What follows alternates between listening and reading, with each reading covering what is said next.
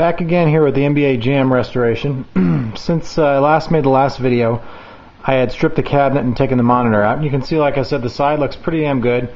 It's not perfect, it's definitely not right out of the factory, but for having being painted black and restored, I think it's in pretty nice shape. As you can see, that's my space heater and some work stuff there next to it. This garage is getting pretty full of shit. Here's all my work stuff over here.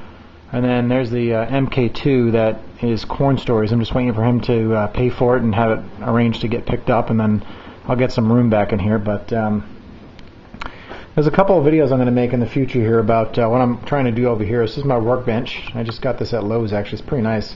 It's got a nice little flat surface here so you can put stuff on. And I bought a 19-inch monitor on eBay for like $100 so I can test old boards. I collect the PCBs, because they are becoming more rare and rare since they keep on dying. And you can see it kind of sits on there nice. Cabinet's got a light under there. So there's some old boards I have. I don't really care about these. Are the ones that I got for free. But I'm going to show you the cabinet. I don't know if you guys remember the first video I made, but it didn't have a volume pot. And what a volume pot is, on the old NBA Jams and MK1s, this is how you get into the test menu.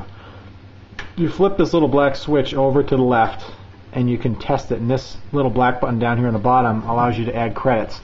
This little knob right here, as you turn it right or left, it adjusts the volume of the game. Some of the games have in-game volume where you can adjust them, but this adjusts the whole volume of the entire cabinet.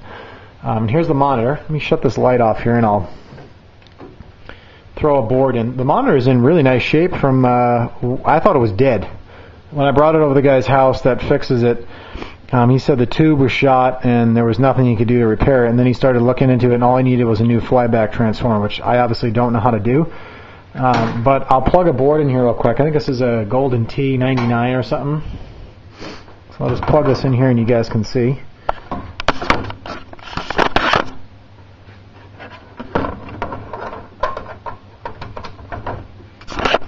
The picture on this monitor, like I said, is pretty good. So let's give it a whirl.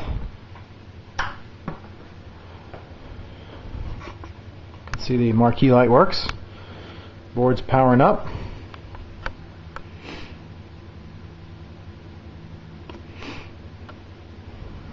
And there you go. Unfortunately, we're in the test menu, which kind of sucks because with these buttons, they have these things welded or soldered on here.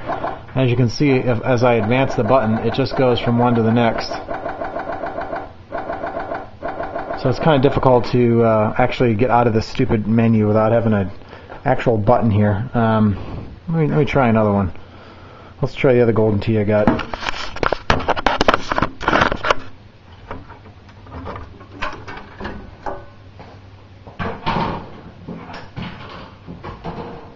I also bought a Street Fighter II Champion Edition Rainbow on the KLOV website, and it came kind of fucked up. The sound is screwed up and so is the video. So this is the same game, the Golden T99. For some reason I have two of these. I don't know why. I just kind of came into these.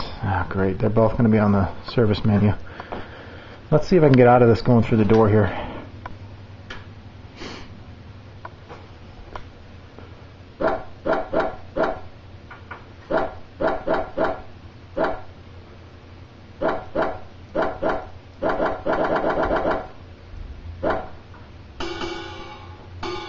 There we go.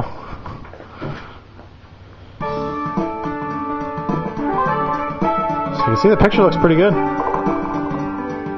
All the greens, blues, and reds all show up nicely.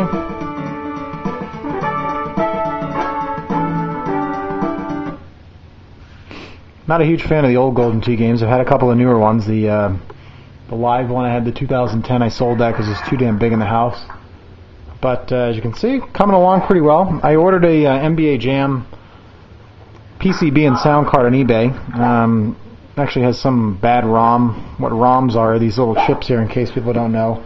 All these little chips are called EPROMs or ROMs, and they just pop out.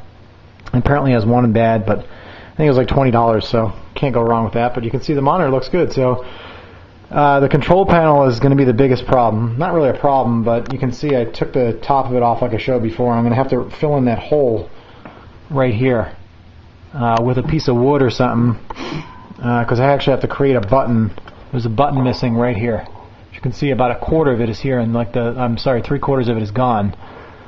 So other than that, that's where I'm at now, but you can see that everything works. Speakers work. Powers to the cabinet is great. So hopefully this will come along pretty nice. I thought at first this was going to be a bomb project because the monitor was for shit, and the monitor actually turned out great.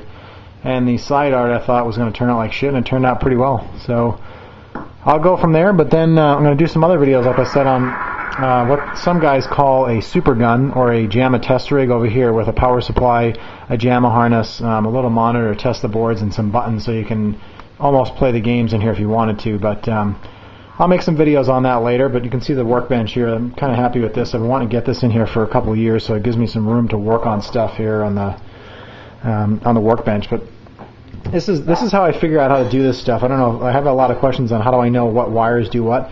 You can go to this website called Crazy Kong, CrazyKong, and they have all the wiring diagrams, the JAMA pinouts, all the dip switch charts, and all the full manuals that you can just download and print out. And I just highlighted which wires adjusted the volume pot and just spliced the wires that were in there. Somebody cut them, and as you can tell, the volume works great. So I'll keep you guys up to date with what's going on with this, but so far so good. Take care.